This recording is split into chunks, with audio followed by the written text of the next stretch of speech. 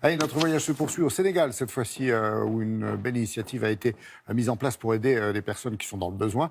Bonjour Nicolas. Il s'agit en fait d'un tout nouveau programme qui a été dispensé par une ONG, une organisation non gouvernementale, dans une ferme sénégalaise.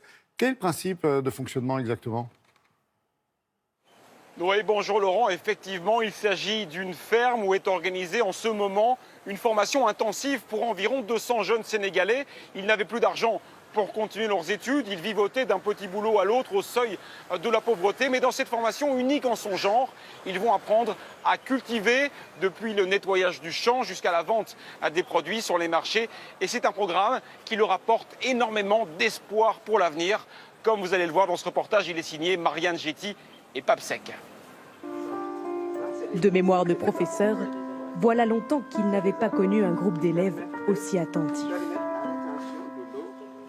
Qu'est-ce que c'est qu'un sarclobinage? C'est enlever des herbes.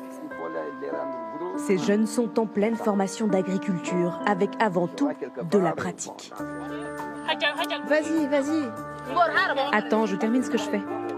Ils ont 10 mois pour apprendre à tirer le meilleur d'une parcelle de terre. C'est un travail de précision, mais vraiment, c'est quelque chose de bon et je l'adore moi, sincèrement. Chaque jour, des exercices différents à réaliser tous ensemble. C'est bon. Vous avez mesuré 20-20. Ils me posent beaucoup de questions.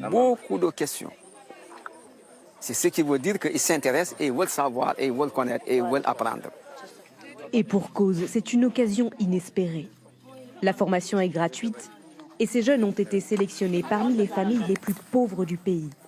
Tous ont l'espoir d'un nouveau départ. Pour bien s'en rendre compte, il faut suivre Abdoulaye Ba et Awassem dans leur quotidien.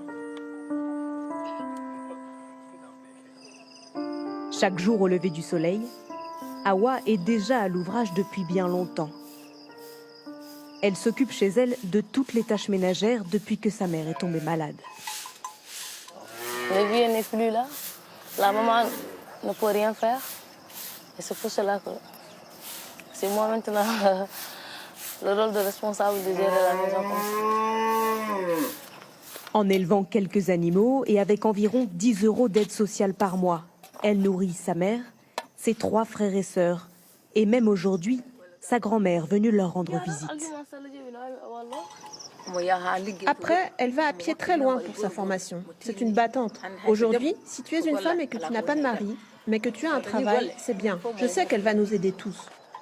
À quelques pas de là, dans le même quartier, le père d'Abdoulaye Ba a lui aussi de grands espoirs pour son fils de 21 ans depuis qu'il a débuté cette formation. Alors que pourtant, dans la famille, on est déjà agriculteur depuis des générations. Les champs que nous cultivons, nous, c'est juste pour nous nourrir. Mais avec une formation sur l'agronomie, nous allons produire beaucoup plus. Il aura un meilleur avenir et grâce à lui, ses frères aussi. Cet après-midi, justement, c'est le moment pour les 2 élèves d'apprendre à récolter le fruit de leurs efforts. Au marché de la ville, ils ont pour tâche de vendre un sac de gombo planté par leurs soins. Après, tu amènes une bassine pour pouvoir peser. Les clients sont tout de suite au rendez-vous. Ça, c'est 1 kilo. À vrai dire, il n'y en aura même pas assez pour tout le monde. Mon rêve, c'est de devenir un grand commerçant ici. Un grand entrepreneur agricole. Pour ça, leur formateur projette de leur offrir une parcelle à chacun avant la fin de l'année, afin qu'ils puissent se lancer et à leur tour peut-être employer d'autres jeunes dans un cercle vertueux pour sortir de la pauvreté.